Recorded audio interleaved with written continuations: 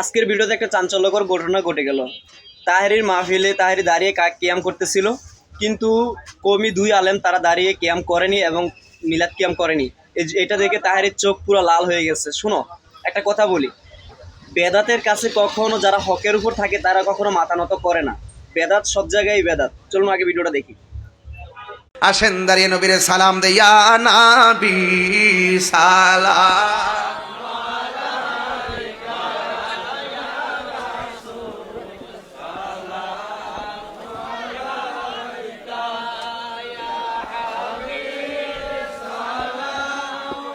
আলাইকা সালাতুল্লাহ